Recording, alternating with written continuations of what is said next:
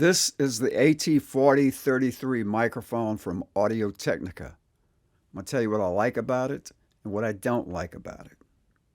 The AT-4033 microphone was developed in 1991, and I just kind of found out that it was Audio-Technica's flagship model when they first developed it and introduced it in 1991. I thought the 4050, their multi-patterned microphone, was their first microphone, but this is their initial release of a large diaphragm studio microphone. And as with all my microphone reviews, it's microphone, cable, mic preamp.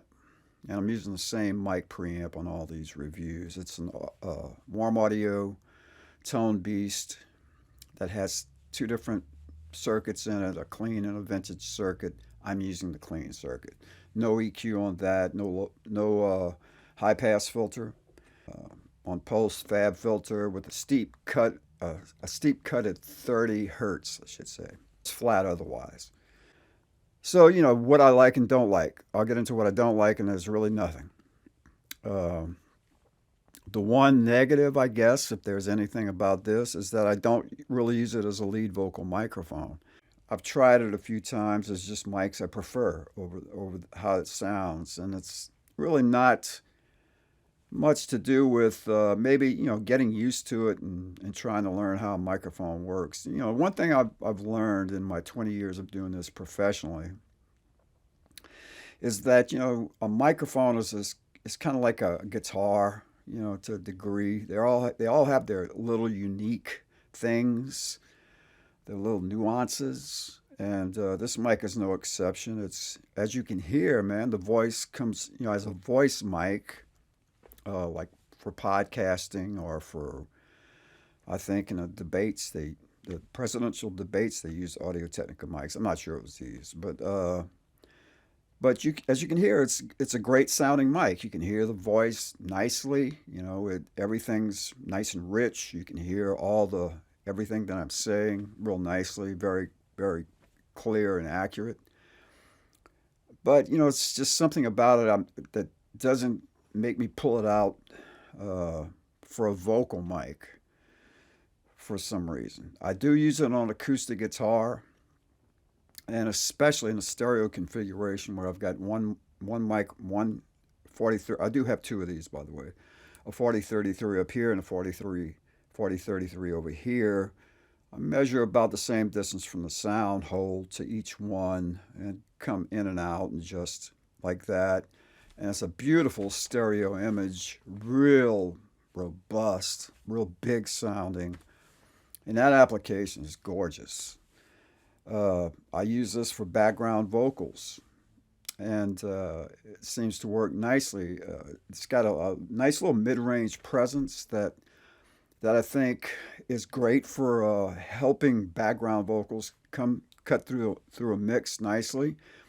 If you've read about this mic, you've heard that the bluegrass bands, the acoustic bluegrass bands, use this mic. I've read it. I've read it a few times. And, that's where you've got, 4 or 5 guys standing around a microphone, guys and gals, or whatever, and standing around a microphone. And then when it comes time for one person to sing solo or to play solo, to kind of step into the mic and play. Well, that's kind of indication that it works as an ensemble kind of vibe, that, you can gather around a mic like this. It'll reproduce what you're doing accurately. So I think for background vocals, it makes perfect sense to use this microphone. It does have that certain little mid-range presence that can sound a little maybe harsh at times, but it seems to cut through in the mix nicely. You don't really get that. I don't sense that when I'm listening to background vocals on a mix when I'm using this microphone. So acoustic guitars, whether you just do it one microphone and a standard placement, it's awesome. Stereo placement, awesome. Background vocals, awesome. It's not exactly my first microphone for guitar cabs, but I've used it and it works. It works as well as any other mic. Again, it's got its own little unique thing. So sometimes I'll use this as the the room mic, or go 3 feet away from the cab so I'll get some of the room, so I can get some of the bigger sound from the speaker cabinet. I will use this microphone, but it's not exactly my first choice for that. So my main, now stereo drums, like room mics for drums, I think it works beautifully for that too. And I think that goes back to the reason the bluegrass guys use it is because it's got a natural quality about it when you're away from the microphone. And the more, if you watch any of my videos on microphones, I'm a fan of getting away from a large diaphragm microphone.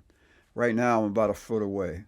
So the AT-4033, man, nothing I really don't like about it. It's not my go-to vocal mic, and that's one little negative maybe. But as you can hear, man, I think, for voice, and there is a difference between vocal, a singing vocalist and voice. Spoken word is probably a little more forgiving than singing into a microphone. But it's not my go-to vocal mic again, and I've said this about the TLM 103. It's not a go-to vocal mic for me. But I've used this on everything else at some time or the other. So I'm happy I've got the two of them in my mic locker. They do get used. I think that it could be a great all-purpose microphone. And for $399, man, I don't see how you can go wrong. It's built beautifully. This is a 5-year-old microphone. And as you can see, it looks brand new. It's black, so it may be a little difficult to see. It is a fixed cardioid pattern, and it has the 2 switches here for bass roll-off and a pad. That's a plus because unlike the TLM 103 that I reviewed, you can pad this microphone. And you can roll off the bass response, which is kind of big, man. The TLM 103, and I didn't mention that in the video, but I did make a note in the notes section of YouTube that the TLM 103, because it has no pad switch on the microphone itself, or more a bass roll-off switch, it can be a little difficult to use because, if you go to a mic pre that has no high-pass filter, like my A-Designs Pacifica, which is definitely a high-end mic pre, you're gonna have to filter all that rumble out in post, and so your artist may have a little issue, because they're hearing, wow, this thing's got so much bass, and you can't really roll it off until post, unless you've got some EQ before, you put an EQ in the circuit, but a lot of times, how this works, man, in this business, less is better, as some of the old school guys especially used to say. So yeah, I'd recommend the mic for $399. It's hard to beat, well built, sounds great, very useful. It's very versatile too because of the switches, fixed cardioid pattern. You could upgrade to the 4050, which came out I think 1995, which may be similar microphone, but with probably the dual capsule, so that it can do figure of 8, cardioid, and omni. This, again, fixed cardioid. The AT-4033 microphone from Audio-Technica, released in 1991. I give it a thumbs up. I highly recommend it. So my name's Pershing Wells. I'm here in South Louisiana. I'm a full-time producer, 20 years now, going into my 21st year. Full-time musician too. Appreciate you taking a look at these videos. I stay kind of loose with them. But my whole purpose is to give you information about equipment that you may want to buy, but you want to hear. You'd like to just go to somebody's house and use it. That's kind of the attitude I want to portray in some of this. I want you coming into my studio, and I'll talk to you like I talk to my friends about this stuff. So that's kind of my vibe about this. I don't do a lot of editing posts. So and I do ramble sometimes, but it's all good. I just want to make sure that you get some great information. So if you could subscribe to the channel, it'd be awesome. I appreciate that. The more views I get, the larger my viewer base. Then at some point I can monetize, and monetize is a beautiful thing, as we've heard nowadays about YouTube. So all of these microphones I've used extensively.